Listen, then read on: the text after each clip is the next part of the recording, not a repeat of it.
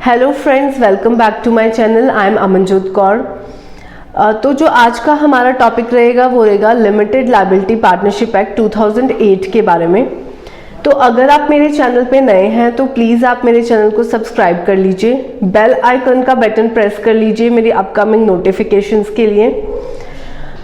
और आइए अब हम स्टार्ट करते हैं हमारा आज का टॉपिक LLP एक्ट 2008 के बारे में। LLP जिसको हम लिमिटेड लायबिलिटी पार्टनरशिप बोलते हैं, और इस एक्ट को 2008 में MCA ने इंट्रोड्यूस किया था।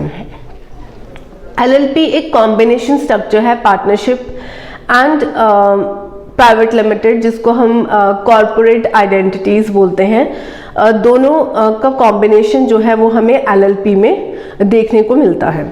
LLP बहुत सारे बेनिफिट्स और advantages partnership and private limited के अपने में कवर कर लेता है, जैसे कि separate legal entity, limited liability, then designated partners and MCA के अंडर ही LLP को गवर्न किया जाता है एज प्राइवेट लिमिटेड कंपनी। तो अगर हम पहले बात कर लें एडवांटेजेस की, तो हमें LLP में एक पार्टनरशिप फॉर्म की फ्लेक्सिबिलिटी मिलती है। बहुत सारे बेनिफिट्स हम LLP में प्राइवेट लिमिटेड के कवर कर लेते हैं। देन हम इसमें फॉरेन पार्टनर्स को इंट्रोड्यूस कर सकते हैं LLP में। एंड देन इसमें जो मिनिमम पार्टनर्स हैं वो 2 रहते हैं और मैक्सिमम पे कोई लिमिट नहीं है।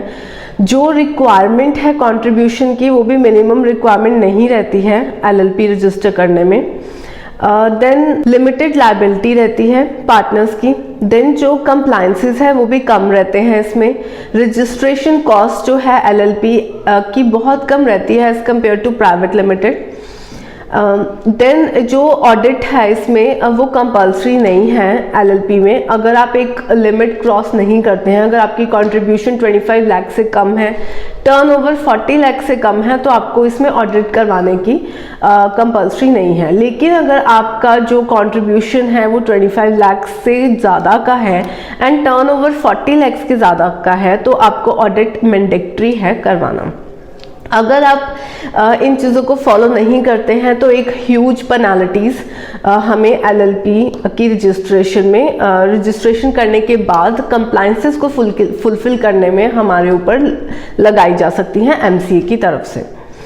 अब हम बात कर लेते हैं कि हमें इनकॉर्पोरेशन करने के लिए LLP के लिए कौन कौन सी रिक्वायरमेंट्स हैं।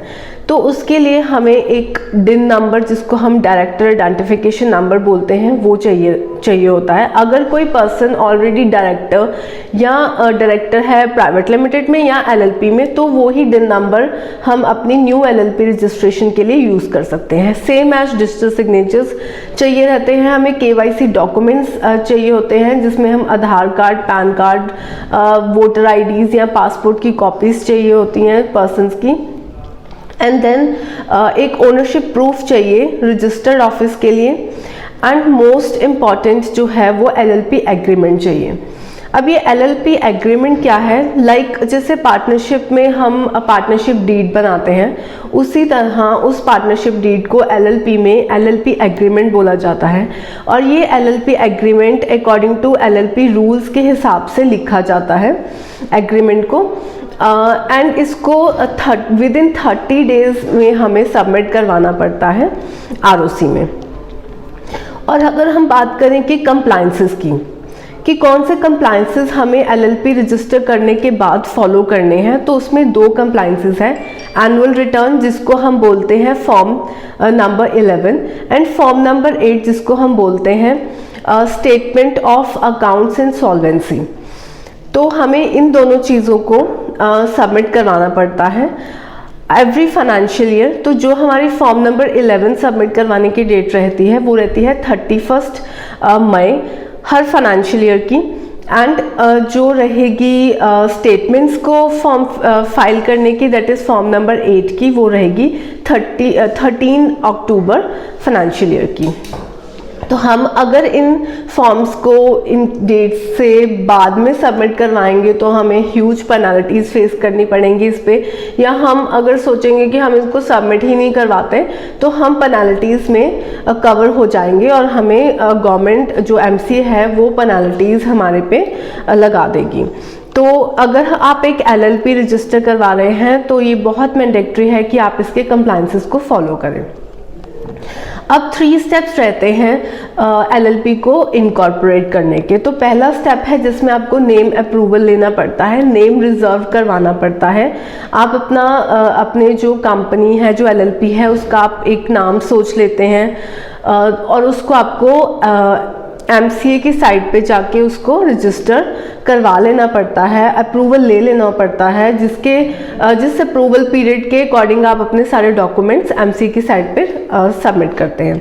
उसके बाद आपको फाइलिंग करना है और सबमिशन करना है ELLP फॉर्म्स का, जिसमें आपके सारे डॉक्यूमेंट्स जाते हैं, आपके DSCs KYCs जो मैंने आपको बताया, DIN सारे उन्हीं फॉर्म्स में कवर अप हो जाते हैं। और लास्ट स्टेप है LLP रजिस्ट्रेशन। जब ये LLP आपकी रजिस्टर हो जाती है तो आपको एक इनकॉर्पोरेशन सर्टिफिकेट MCA की तरफ से मिल जाता है, जिसमें आपका LLP नंबर मेंशन होता है। तो गाइज़, ये था एक LLP रजिस्ट्रेशन के प्रोसेस, उसके एडवांटेजेस, आपको क्या डॉक्यूमेंट्स की रिक्वायरमेंट रहेगी।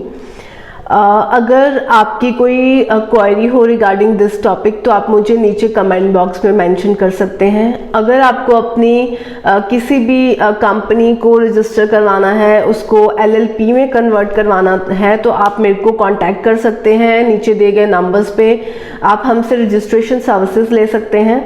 एंड अगर आपको मेरी वीडियो अच्छी लगी हो तो प्लीज़ अपना कमेंट कीजिए, लाइक का बटन प्रेस कीजिए। Thank you so much.